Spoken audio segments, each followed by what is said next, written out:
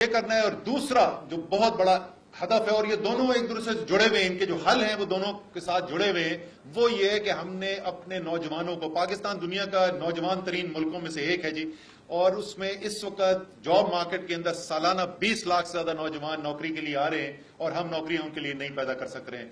تو دوسرا جو ہدف ہے وہ یہی ہے کہ وزیر اعظم عمران خان کے 5 سالہ دور کے اندر ہم نے 1 کروڑ نئی نوکریاں پیدا کرنی ہے معیشت کے اندر. اب یہ ہوگا کیسے, اس کے لیے جی جو ظاہر ہے وہ تمام سیکٹرز کو ایڈریس کرنا پڑتا ہے, لیکن 3 بڑے ایریاز جن کے بھی میں ہائی لائٹ کرنا چاہتا ہوں. ایک تو جب تک چھوٹی اور درمیانے سائز کی مینوفیکچرنگ صنعت ہماری جو ہے وہ پیروں پہ ہم دوبارہ نہیں کھڑا کرتے, اور وہ بری حالت میں, آپ پورے پاکستان میں جا کے دیکھ سکتے ہیں, خاص طور پہ اگر اس وقت فیصل آباد میں چلے جائیں تو آپ کا دل ٹوٹ جائے گا دیکھ کے کہ وہ جس کو مینچسٹر آف دی ایسٹ کہتے تھے, وہاں اس وقت لوہے کی قیمت میں, سریے کی قیمت میں فیکٹریاں اس وقت بک رہی ہیں, اور لاکھوں نوجوان جو ہیں وہ بے روزگار ہو چکے ہیں. کیا کرنا ہے جی ان کو مضبوط کرنے کے لیے؟ ظاہر اقدامات بہت سارے ہوتے ہیں, بڑے اقدامات کیے. 3 چیزیں جی. ایک تو ٹیکس کا بوجھ ہم نے اتنا زیادہ ڈال دیا ہے, اتنا زیادہ ہم نے بوجھ ڈال دیا کہ ایک تو اس طرح غریب اور متوسط طبقہ جو ہے وہ اس ٹیکس کے بوجھ کے تلے دب گیا ہے. دوسرا جو کاروبار کرنے والے ہیں, جو صنعت ہے, وہ بھی اس کا بوجھ نہیں برداشت کر سک رہی ہے. تو 17 ایجنسیز کو آپ نے وہ دینا ہے, اور اس کے بعد FBR والے جو کرتے ہیں صنعت کار کے ساتھ, تاجر کے ساتھ, وہ ایک الگ کہانی ہے. تو ایک تو یہ ٹیکسوں کا بوجھ ہم نے کم کرنا ہے. جو پروڈکٹیو سیکٹرز ہیں معیشت کے, جو پیداواری سیکٹرز ہیں, ان کے اوپر اس کا بوجھ کم کرنا ہے, اور وہ لوگ جو اس وقت اپنا ٹیکس کا جائز حصہ نہیں دے رہے ہیں اس کو لے کر آنا ہے ٹیکس نیٹ کے اندر. دوسری چیز, آپ آج کل کی صنعت جو ہے وہ مقابلہ کرتی ہے, جس وقت تک اس کو انرجی نہ ملے, جس وقت تک اس کو گیس اور بجلی نہ ملے, تو وہ ظاہر انڈسٹری نہیں چل سکتی. اور اگر پورے خطے کے اندر سب سے مہنگی بجلی اور سب سے مہنگی گیس پاکستان کے صنعت کار کو ملے گی تو وہ کیسے مقابلہ کرے گا؟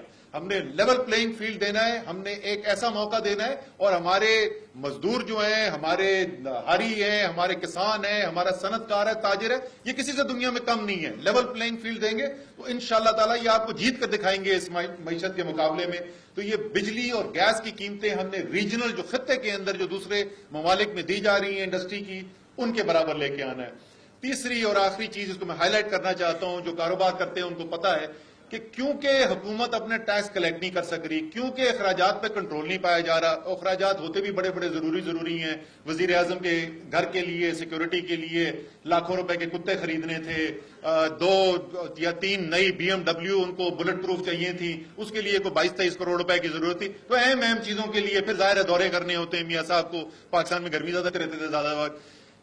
اس کی وجہ سے ہو کیا رہا ہے کہ پیسہ بچا کے کدھر سے لایا جا رہا ہے. اس وقت آپ کو سن کر افسوس ہوگا کہ پاکستان کے ٹریڈر کا, انڈسٹری کا 400 ارب روپیہ FBR نے روک کے رکھا ہے. 400 ارب روپیہ اس وقت کوئی 12 مہینے, 18 مہینے لوگ انتظار کرتے ہیں مل.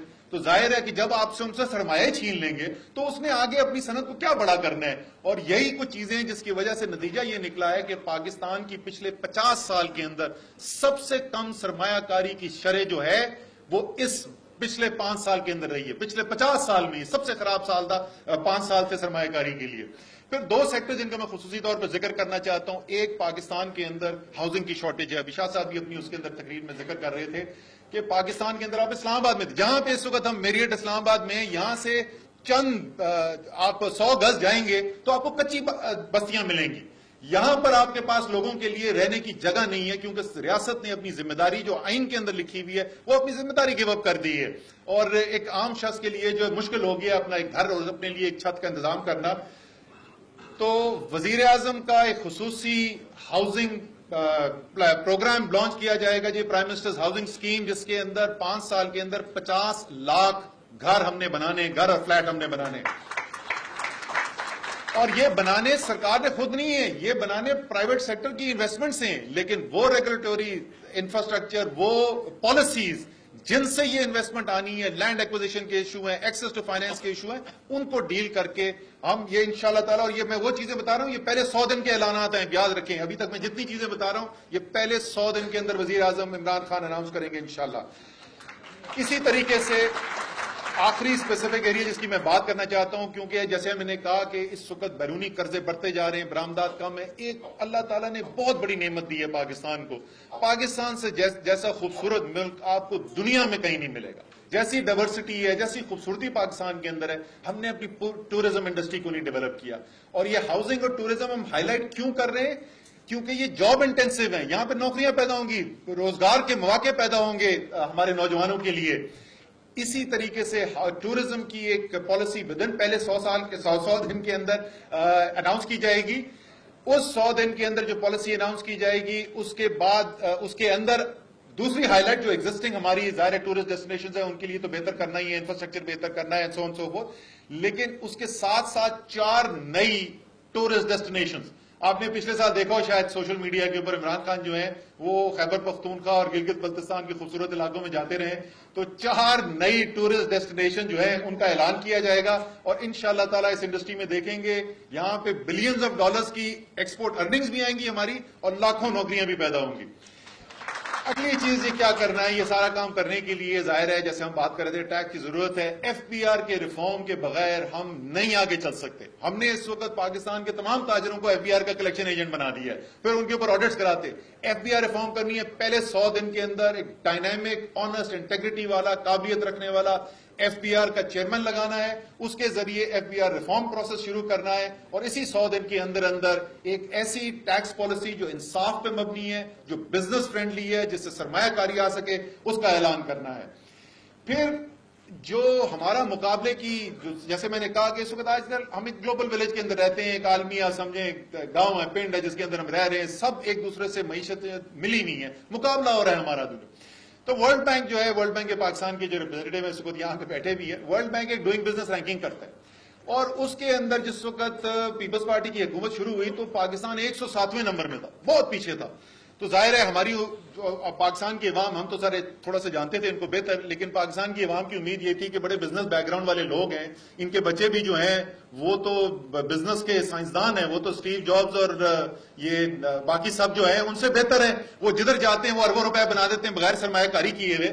تو پاکستان کی کچھ بزنس جو کرنے کا، کاروبار کرنے کا جو ماحول ہے اس میں شاید بہتری آئے گی.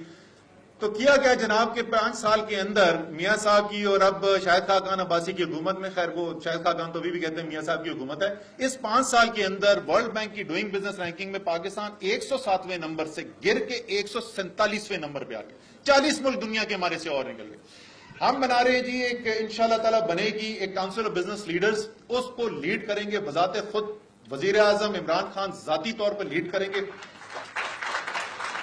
اور اس کا ہدف یہ ہوگا کہ پوری ظاہر ہے وہ ایک جامع حکمت عملی بنے گی، لیکن پہلے 100 دن کے اندر یہ کونسل فارم ہوگی. ہدف یہ ہوگا کہ یہ جو ہم 147ویں نمبر پہ چلے گئے اس کو ہم نے روکنا ہے، ریورس کرنا ہے، اور 100 سے بہتر رینک کرنا، یعنی 99 یا 98 سے بہتر رینک پر لے کے آنا ہے پاکستان کو.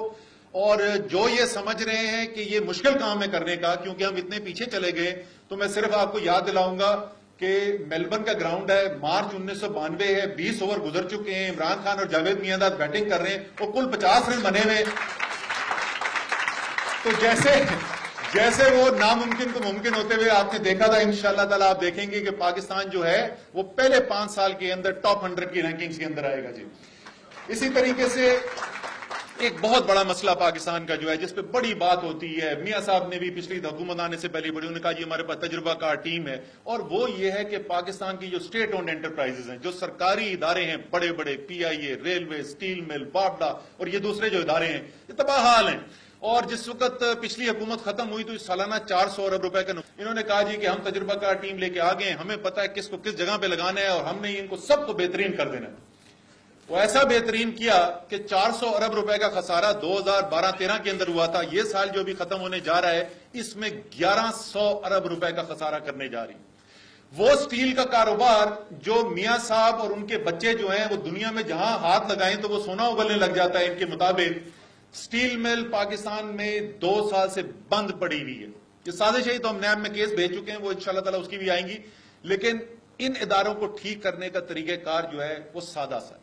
جب تک یہ ادارے پاکستان کے سیاست دانوں اور بابوؤں کے ہاتھ میں رہیں گے، سرکاری بابوؤں کے ہاتھ میں، یہ ٹھیک نہیں ہونے والا.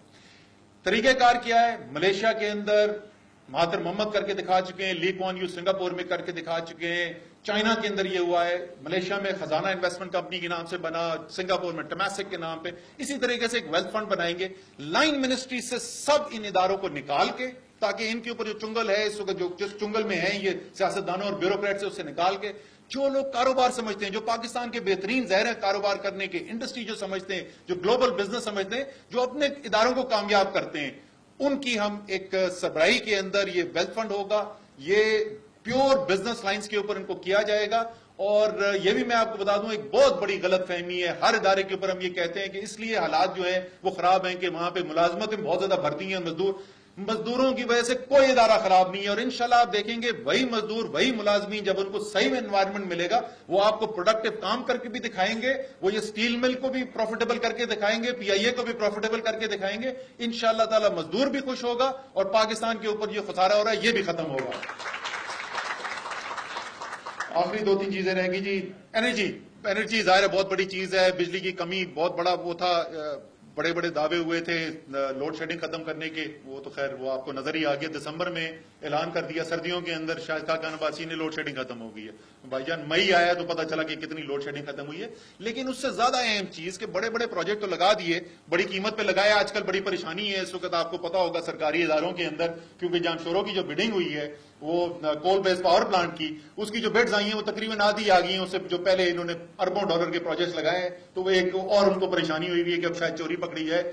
लेकिन चलो वो बिजली लगा दी, लेकिन जो रिफॉर्म करना था, जो इस्लाहात करनी थी, वो कुछ भी नहीं हुई। वही चोरी हो रही है, वही रिसीवेबल्स पाकिस्तान की तारीख की सबसे बड़ी सतह पे पहुंच गए। वो गर्दिशी कर्जे जो 480 अरब रुपए इन्होंने दिए थे, उन्होंने कहा था खत्म हो गए, वो गर्दिशी कर्जे जो है वो वापस जो है इस वक्त 1000 अरब से ऊपर पहुंच गए, और फ्रेश जो गर्दिशी कर्जे हैं वो 525 अरब पे पहुंचे हुए।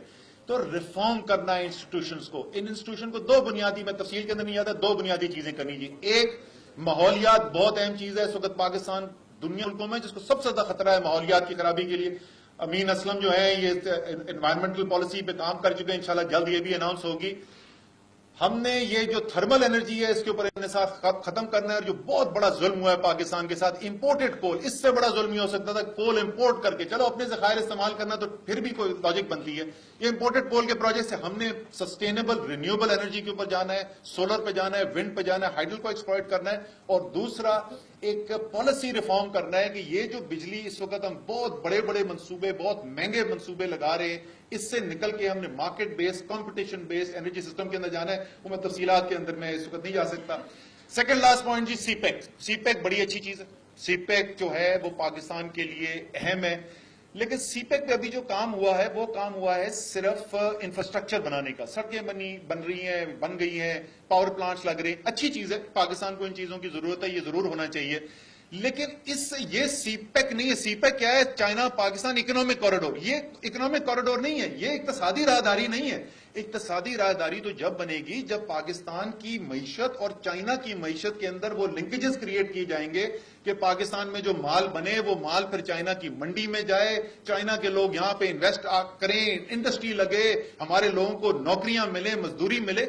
हमने सीपेक को उस फेज के अंदर लेके जाना है। और इंशाल्लाह ताला दूसरी चीज जो इसकी बड़ी अहम चीज है, क्यों नहीं हुआ ये जो अब नेक्स्ट फेज सारा होने वाला है ना, ये हुकूमतों के करने का नहीं है। हुकूमत सिर्फ फैसिलिटेट कर सकती है, ये काम है निजी शोबे का करने का, प्राइवेट इन्वेस्टर्स ने करना है। जब तक आप सीपेक की प्लानिंग के अंदर निजी शोबे को, प्राइवेट सेक्टर को फ्रंट एंड सेंटर नहीं लेके आएंगे, आप इसकी जो पोटेंशियल है उसको एक्सप्लॉइट नहीं कर सकते।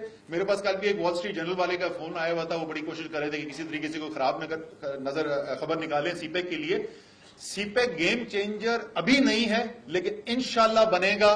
और पाकिस्तान और चाइना मिलके हम दोनों मुल्कों के लिए इससे बेहतरी आएगी, और ये हमारा हाईलाइट में से होगा। आखिरी चीज ये बिल्कुल मैं छोटा सा जिक्र कर दूं, ये सब कुछ करने के लिए पैसे की जरूरत होती है, सरमाए की जरूरत होती है। पाकिस्तान के अंदर क्या हुआ है कि पाकिस्तान में सेविंग्स का जो रेट है वो बिल्कुल गिर गया। बैंकिंग डिपॉजिट्स एक as a percentage of GDP वो बिल्कुल कोलैप्स कर गए।